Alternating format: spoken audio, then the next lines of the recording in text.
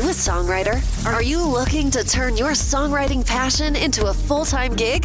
Whether you are just at the start of your songwriting journey or a seasoned industry professional, this show is made for you. Welcome to The Songwriter Show, bringing together songwriting news, interviews, and community. Now, welcome your host, Sarantos. Hello, and thank you for tuning in again to The Songwriter Show. I'm Sarantos, your humble host and a fellow songwriter with a passion for crafting stories through music. As someone who's been writing lyrics for as long as I can remember, I know how every song holds its own unique story, and that's what brings us together here every single Tuesday. But today we have a really cool surprise for you guys. Today, I'm so happy to have on the show Tyler Ham. Tyler is a 20-year veteran of the creative industry, having worked for companies including Lucasfilm, Disney, and DreamWorks Animation. Tyler's work can be seen in films, animation, books, and on toy shelves worldwide. And now, welcome this week's special guest. Welcome to the show, Tyler. How are you? I'm great. Thank you so much for having me. You're welcome. I am super excited, man. I'm a big Star Wars Disney nut. Oh, I am too. I cannot wait to talk to you because there is, I have this whole other side to me where I write screenplays, and I just got a couple on the blacklist, and I've written like 300 movies, and I'm finally starting to pitch them. Oh, congratulations. It's just the coolest thing in the world. So I think there's a lot of overlap between the arts, right? Whether it's writing songs, movies, some of the special effects stuff. So I can't wait to talk to you, man. Yeah, no, I'm excited. Thank you. I guess for the fans, how would you describe yourself? Like what do you do? So right now, I've sort of moved more into consultation, but I started my career in the visual effects industry all the way back in 2001. I started on this kind of somewhat forgotten Jet Li film called The One. And from there, I went to work on several companies, several more high-profile films. Pirates of the Caribbean franchise was one of them. And after that, I went into the toy industry where I started as a sculptor and then worked my way up to creative direction. And now I sort of kind of have found a way to look back and use all those skills and lessons to help mostly startups sort of define their creative voice going forward. That's really cool. So are these like production companies that are looking to make films and are trying to, is that what you're talking about? Are you talking about only animation, or tell us a little bit about that? No, actually, it's kind of funny. It's in a weird way, it's unrelated almost. So I do a lot of mentorship work with Stanford University with some of their entrepreneur undergrads. And then they have a startup accelerator called StartX, which I work with. And actually, I kind of have found I really enjoy doing some sort of creative consultation and creative development work for companies that aren't necessarily creative based. I'm working with a greeting card company. I'm working with a skincare beauty supply company. I did some work with a coffee startup. And so it's kind of interesting getting to take those film and toy industry skills into different areas and actually kind of seeing how much translates. A lot more translates than I thought it would. Yeah, that's really cool. Yeah, thank you. That's interesting. Yeah. So I guess in your industry, right, on this show, we talk about scams. We talk about helping each other out.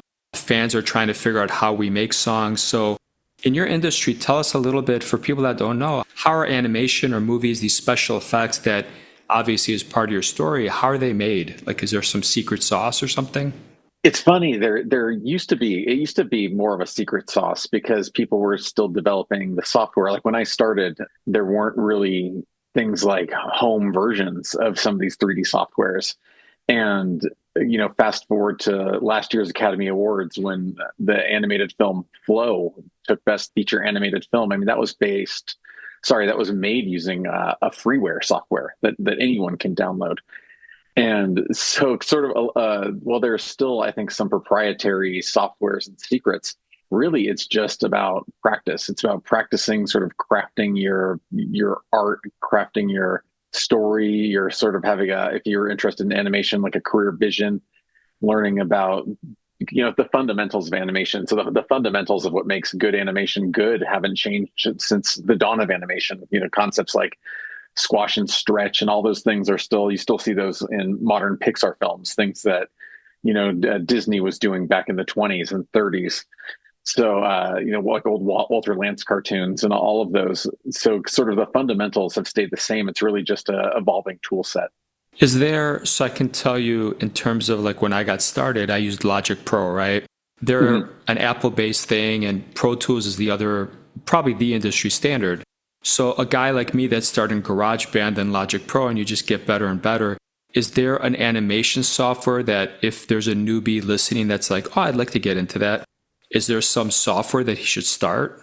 So the software I used for my entire career, I even transitioned to use it over from film into the toy industry, was called Maya, and it's by Autodesk. But it's a pricier software, and you have to at least you're paying month to month. Basically, that software that I was referring to with the movie Flow, that's called Blender, and that's just available online for free. Not only is it free, it has a really rich and robust tutorial community, a big support community. It's one of those softwares where you can go on any one of a bunch of Blender forums. You have people that are willing to help you out there. If you want to get into digital sculpting, which is also sort of transitions into the film industry as well, sort of the industry standard now is a software called ZBrush. But even under those circumstances, there's free versions of that. I can't recall exactly what the name of it is, but there's some pretty decent and powerful free sculpting softwares. And I can't remember the name, but it's actually made by the company that does ZBrush. So there's tools for every budget here. Do you have any role models or mentors, people you look up to in the industry? It's so many. I mean, going all the way back to guys like directors like George Powell, who aren't necessarily thought much of these days, but he did two of my favorite not early sci-fi films, 60s sci-fi films. He did The War of the Worlds and The Time Machine.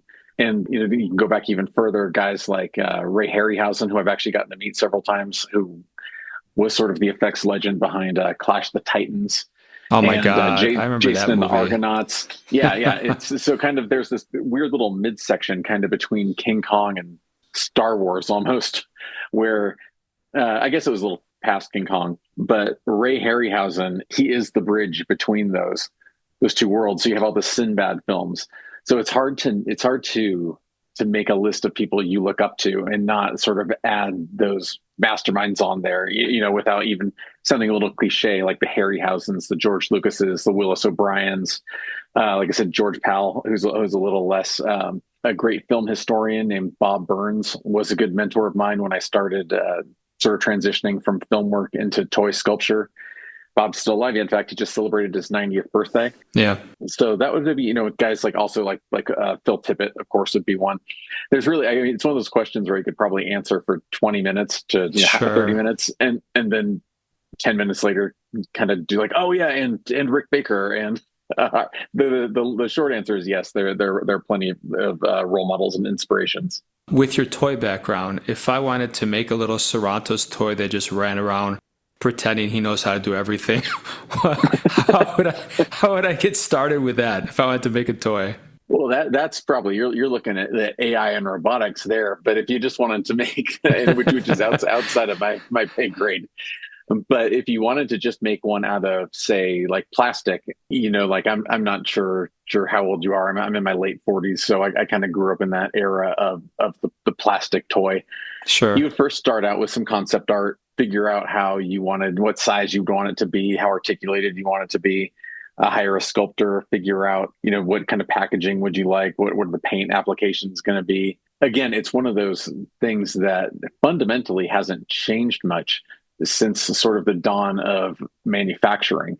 It's you start with your art, get people to translate it in between, and you end up with a three-dimensional object that ends up on shelves and in toy stores. Yeah, that's cool. I was just trying to have a little fun with you, but I guess I'll keep that in mind. No, sorry, that was a very literal answer, but No, that's all right. We can absolutely make a toy. Yeah, that's cool. If you could be in a room with anybody, musician, producer, special effect person, actor, who would you pick? You could pick one person to take with you.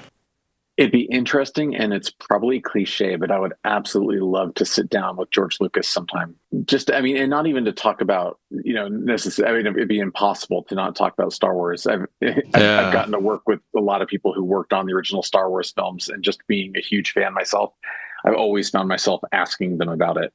And so it's impossible to not ask about it. But he's such an interesting person with his just sort of love of film. Like, I think it'd be fascinating to sit down with him and actually talk about films that aren't Star Wars.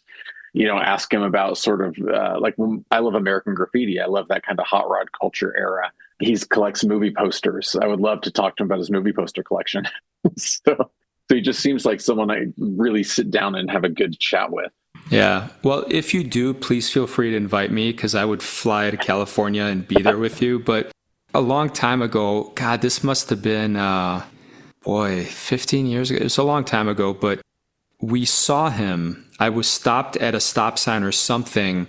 I'm trying to remember what part of San Francisco there where he was inspired for the AT-AT walkers, where you look across and you see those things, and he has his, he had like a studio there and something, but we're at a stop sign, he just walks across, and I was just kind of like, that guy looks just like George Lucas. And I was like, that is George Lucas. And I always kicked myself I didn't open my window and just say hi. But I came close to meeting him, I guess. Yeah, you're probably near the Presidio, which is where the Presidio, that's Light, it. Yeah, that's where the Industrial Light and Magic campus is. Yes, and yes, I think yes. what you're thinking about is the Port of Oakland. The Port of Oakland has that's across the bay. Again, I know you're not in California, so I don't know how well you know the geography of the area. But the Port of Oakland has these giant AT-AT looking. I believe they're there to load and unload sea containers. Yeah, that's exactly what. Yep, because I remember someone was telling us that, and yeah, that's exactly where it was. Yep, the Presidio.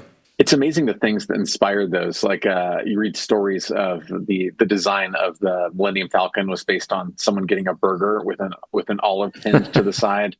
I think Boba Fett's Slave One was inspired by a light post near ILM, kind of a street light cover. It's interesting when you look at these things that become so iconic in their own design, and then realize that they're inspired by something that people think is just as mundane. Like I said, it's like an olive on the side of a burger. I actually just got done watching the Andor, the series. It was great. And I literally keep thinking to myself that if I had an opportunity, I hear, in Star Wars, Marvel, you hear actors, they kind of squabble about money and stuff. Like, man, if someone called me up, I would do something for free.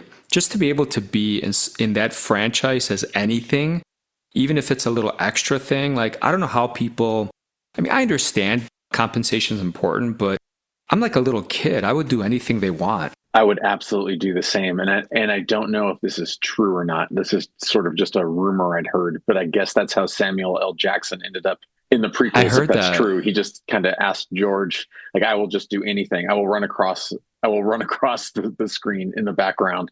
It's kind of like Jonah Hill in Wolf of Wall Street, where he did that movie for as little as he could be paid, like SAG minimum. I think it was something like $60,000 he did that movie for, just because he wanted to be a part of it. Well, it's interesting you talk about SAG, and with the screenplay stuff I'm doing, I don't remember if it was Stage 32 or one of these platforms, ISA. They're like, oh, do you have... So I looked at it and I said, oh yeah, I should sign up to be a SAG member, right? And they're like, what have you been in? And I looked through, I kept trying to qualify for my music videos, but it's nothing. It's interesting when you don't know all these different little niches and how to get into something. You're like I would have never known that you have to be in something. It's just fascinating to me. I never had to join SAG or anything, but as far as I've heard, it's not only just being in there, you have to maintain in there. You have to work a certain number of hours.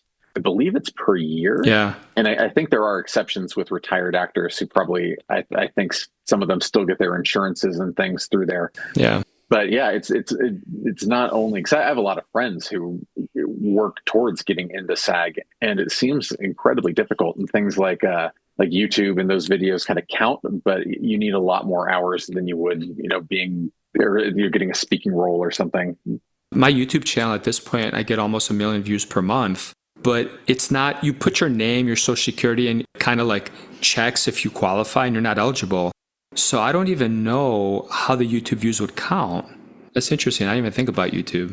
I'm not sure. And it's one of those things where they're just sort of evolving with different areas. Because there's clearly YouTube famous people, there's TikTok famous people, acting and not they're actors.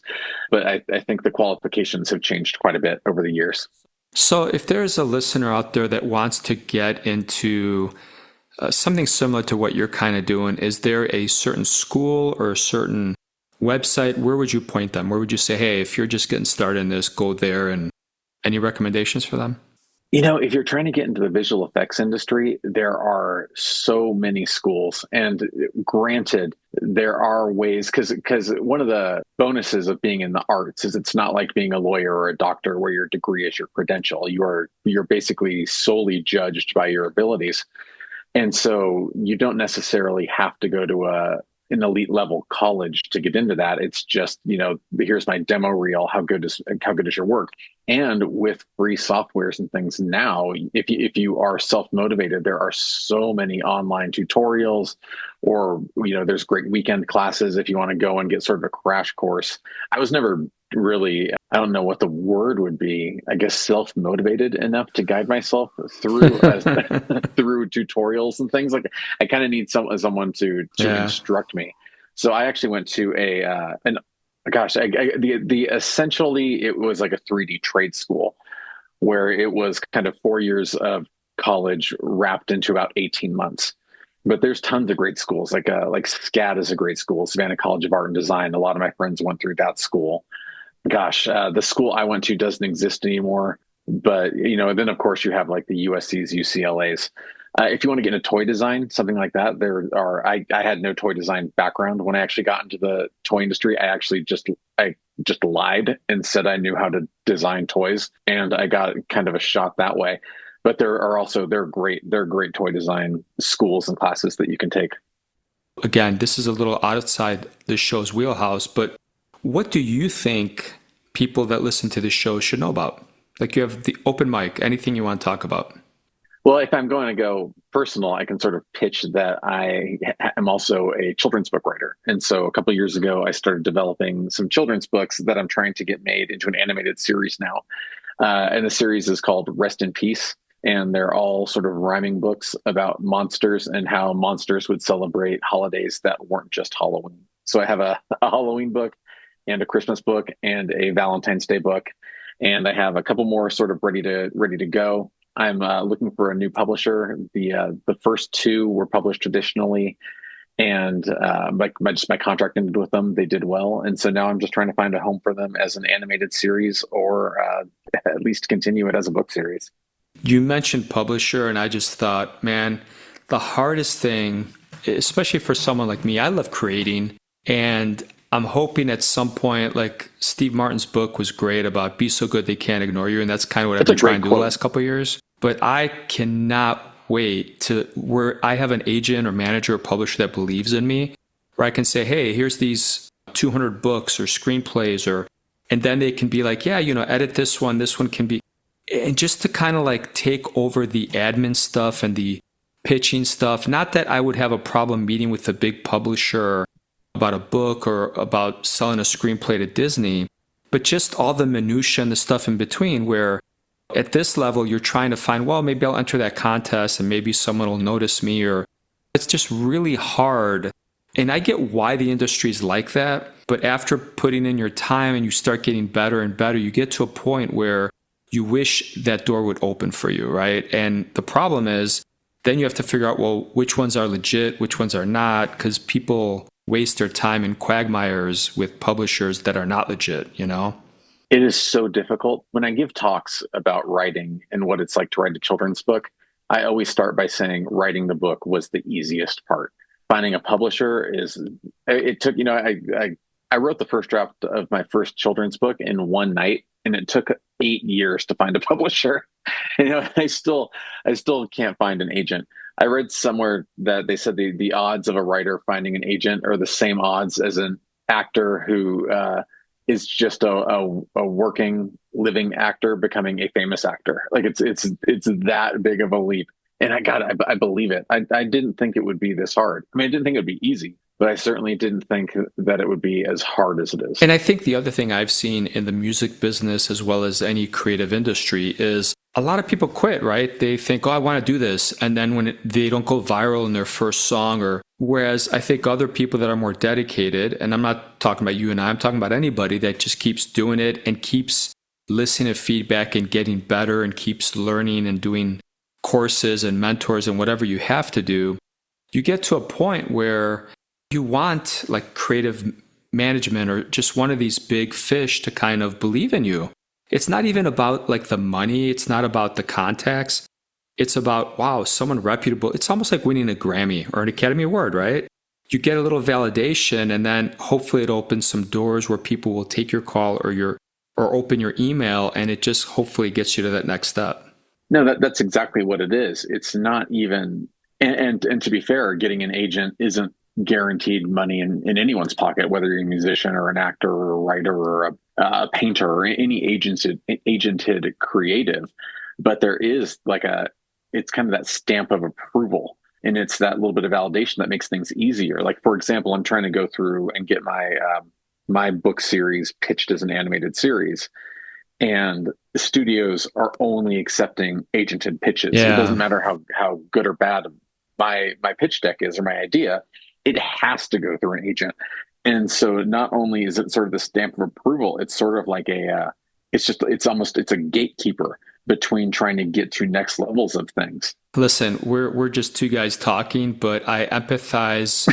I empathize with people on both ends of the spectrum, where if you're successful, you don't want to waste your time with all these people like, hey, listen to this hit. And they're like, oh my God, this sucks. Like, so I understand why things are in place, but I feel like I wish there was, at least I have found in the screenwriting business, because I've been really focusing on that the last year, kind of, because I just had all this content. And I've learned, Final Draft, I've learned the software, I've learned it's different than writing a book, right? Yes. But at least I found this, okay, there's some legitimate, Slam Dance, there's some legitimate contests where you can maybe get a little, and you can get feedback from professionals. Whereas in the music world, the people that are like, oh, I'll critique your song for you, it's such a illegitimate quagmire. You know what I mean? It's just really hard. Well, it's hard too, because you're also basing it on one other person's opinion. And the people who you can hire, you can hire an editor. You can hire 10 different editors to look at a book or to go through a screenplay, and you'd get 10 different versions of feedback. Yeah. So, what's the correct one? It's so difficult. And yeah, some of those screenplay contests are incredible. A friend of mine adapted my children's book into a screenplay contest. And it was sort of at that time when I thought maybe I should just give up on this. And he wanted to get into writing animation. And he asked me, hey, could I just adapt your book as sort of a proof of concept that I can write for animation? And he entered the screenplay in several competitions, and we did really well. We got into the finals. I didn't do anything. He got into the finals with the adaptation of my book, and he won one. And I did notice that in the better festivals, they will give you good, very good, professional and concise feedback, which I think is a really, really wonderful, versus just one person's opinion, because they're trying to craft something to suit their taste better. Like I said, I get it. I honestly, we're kind of out of time. I could talk to you for another hour, man. We're going to, I'm sure the listeners will be disappointed, but we got to wrap this up with you. And maybe we could do another episode sometime, but I would love to. Feel free to give the listeners any information about websites or anything you want to share with them. Everything about me can be found on my main website, which is just my name. It's tylerham.com. I do sort of weekly or sometimes a couple times a week, just little 90-second videos on my Instagram and my TikTok, which are at Tyler J. Ham. And it's just sort of insights into, 90-second insights into what it's like working in the film industry and the toy industry, or if there's an interesting headline about either of those, I'll sort of give my 2 cents on those. So that's pretty much, and those are also linked from my website, which again is tylerham.com. Awesome, Tyler. Thank you again for being on the show, man. Yeah, thank you so much for having me. I would love to come back. This has been fun. So thank you to all the fans and listeners out there. Thank you so much for tuning in. We hope you enjoyed this show as much as I did. And again, if you're a songwriter with a story to share, go to thesongwritershow.com and fill out the interview request form to be on the show. I hope this episode has inspired you to explore your own stories through any creative channel. My name is Sarantos. Thank you for joining us tonight on Reality Radio 101.9. Have a great night. I love you all.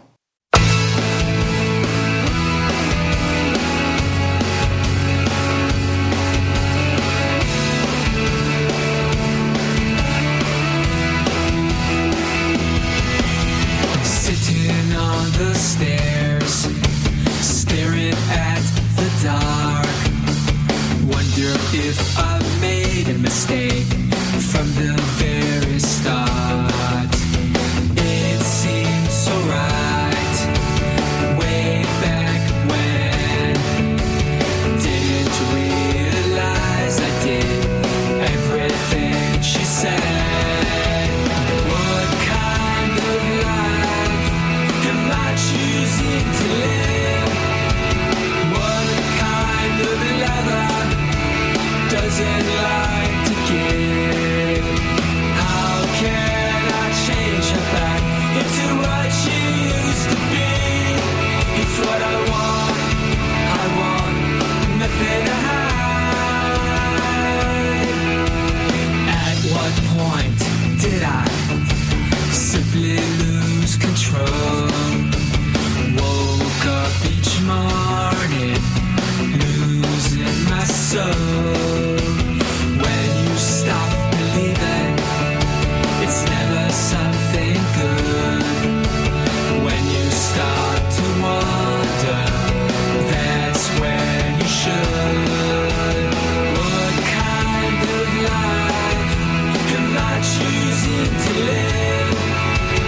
What kind of lover doesn't like to give?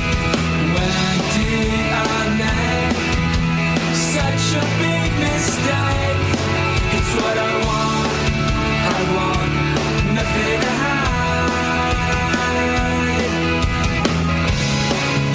Staring at the wall, nothing left to feel. I will take it like a man to run and hide.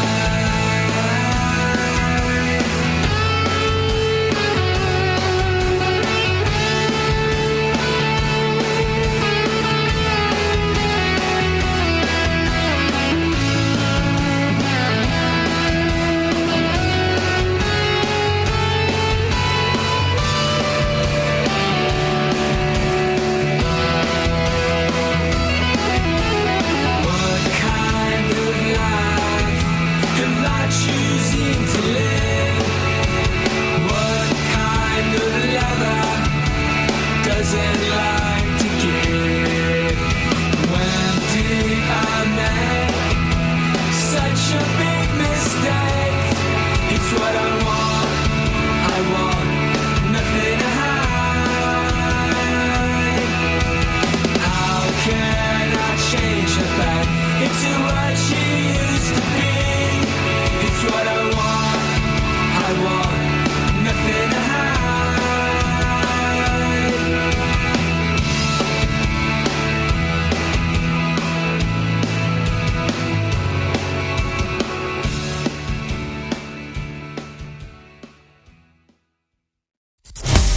Thank you for listening to The Songwriter Show. To keep the momentum going, head over to www.songwritershow.com and join our free music community of artists, songwriters, and producers.